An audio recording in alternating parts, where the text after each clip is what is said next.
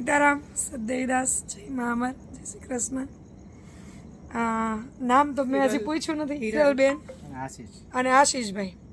આમ હાલ સુરત, પણ બેન છે એ સીએની જોબ કરે છે અમદાવાદ, અને ભાઈ છે એ ટીચર છે. મને તો ખબર નહોતી, પણ એ જ્યારે આવ્યા અને પછી એણે જે રજૂઆત કરી એના જે અનુભવની, કેમ કે દિવાળી કરવા આશ્રમે આવ્યા હતા, દિવાળીની જે બીજ હતી અને રામદેવ પીરની જે રંગોળી કરી હતી એ ભાઈએ અને બેને, બે બેનભાઈ છે એમને સાથે મળીને કરી હતી. એટલે આપણે એના મોઢે જ એના અનુભવો સાંભળીએ કે એ ફરીથી શું કામ અહીંયા આવ્યા એમ. અને મને ખરેખર એ સાંભળીને એટલો બધો આનંદ થયો કે હું જે દરેક લોકોમાં ભાવ જોવા માગું છું અમરધામ આશ્રમ પ્રત્યેના, એ જે વ્યક્તિ મને મળ્યું નથી, જેને અમરધામ આશ્રમની કંઈ માહિતી નથી ખબર, અને એને પહેલી જ વારમાં એ આ જગ્યા ઉપર એવો ભાવ થયો અને એ અનુભવ થયો.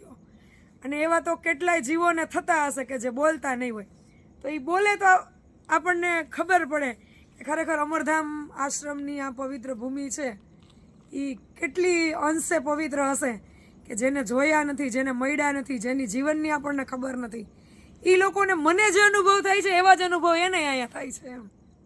કારણ કે એ શેર કરે તો ખ્યાલ આવે ને. એટલે બેને મને વાત કરી એટલે મને એવું થયું કે હું ફ્રી થઈશ ત્યારે એક યાદી કવર કરીશ કે ફરીથી અમરધામ આંગણે શું કામ આવ્યા. અમે જ્યારે દિવાળીના ટાઈમે બીજના સમયે જ્યારે આવ્યા હતા ત્યારે એક્ઝેક્ટ હું સવારે આવી, નાહી ધોઈને અહીંયા રૂમમાંથી નીકળી અને સામે કિચનમાં ભજન વાગતા હતા. અને અહીંયા એકદમ આ પ્રોપર ઝૂંપડી જેવું, જે મને ગુજરાતી મૂવીમાં સદેવીદાસ અમરદેવીદાસની જે ગુજરાતી મૂવી છે ને એનું આખું લુક આવતું હતું. કે અનુભવ એવો હતો મારો કે સવાર ભજન, પછી રસોડું છે, આ ઝૂંપડી, પછી સાંજનો આપણો સત્સંગ બધાનો. આમ તો પહેલાં પપ્પા વિડીયો જોતા એટલે અમને એટલી બધી કંઈ ખબર નહીં. પછી દિવાળીએ પપ્પાએ કીધું આપણે બધા જઈએ, એટલે અમે બધા અહીંયા આશ્રમે આવ્યા. પછી એનું વાતાવરણ જ કંઈક અલગ હતું. પછી હવે રોજ ડેઈલી બધા ઘરે વિડીયો જોવે, યાદ કરે. અને અહીંયા આવીને તમને કેવું લાગ્યું?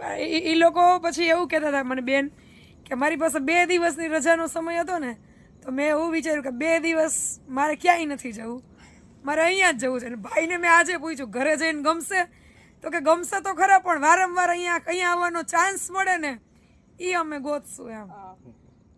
મારે 5 દિવસની રજા થતી હતી, 2 કોર્પોરેટ લીવ હતી અને 1 ક્રિસમસની હતી. મારી બધી ફ્રેન્ડ વૃંદાવન, ખાટુશ્યામ એ બાજુ ગઈ. તો મને કહે તારે આવું છે? મેં કીધું ના. મેં મારા પપ્પાને કીધું કે મારે અમરધામ આશ્રમ જ જવું છે, મારે રજા આવે છે એટલે બસ પછી ભાઈને લીવ લેવડાવીને આવ્યા અહીંયા. આ 3 દિવસના અનુભવો કેવા રહ્યા? બસ મજા, યાદ રહે, જિંદગીમાં યાદ રહી જાય કે પ્રભુજીની સેવા કરવાનો મોકો મળ્યો. કે કારણ કે પહેલા તો ત્યાં એટલા બધા પ્રભુજીને દૂરથી જ જોયા, એટલા બધા નજીક નહોતા ગયા. આ 2 દિવસની અંદર બહુ નજીક જવા મળ્યું. હું ફર્સ્ટ ટાઈમ અંદર ગઈ હતી ને નવડાવવાનો, એમને ભોજન કરાવવાનો એવો સૌભાગ્ય મળ્યું. એટલે આપણા જીવનનો જે ઉદ્દેશ્ય છે કે અમરમાએ જે સેવા કરી હતી ને જે પવિત્ર ભાવથી કરી હતી, સેવા કરવી અને ભાવ સાથે, એમાં કયા ભાવથી અંતરથી કરવો છો ને મહત્વનું એ છે. કારણ કે તમારી દ્રષ્ટિ, તમારા વિચારો કેવા છે એ મહત્વ નથી, પણ એના પાછળની તમારી નિયત કેવી છે ને. ઈશ્વર તમારા કર્મોમાં તમારી નિયત જોવે છે કે કોઈ પણ કર્મ કરો છો તો પાછળ તમારા એનો નિયત કયો છે, કયા ઉદ્દેશ્ય સાથે તમે કર્મ કરો છો એમ.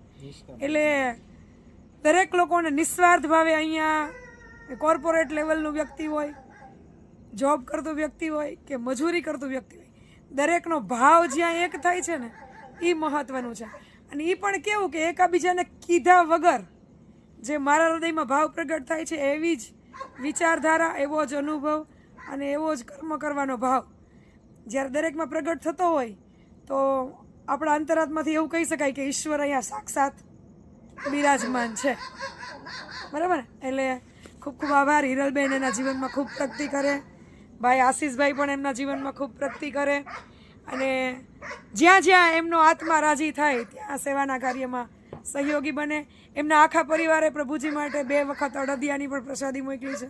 એટલે એમનો પણ હૃદયથી ખૂબ ખૂબ આભાર. બધાને જાજા કરીને જય મહામર, સદેવીદાસ, અમરદેવીદાસ.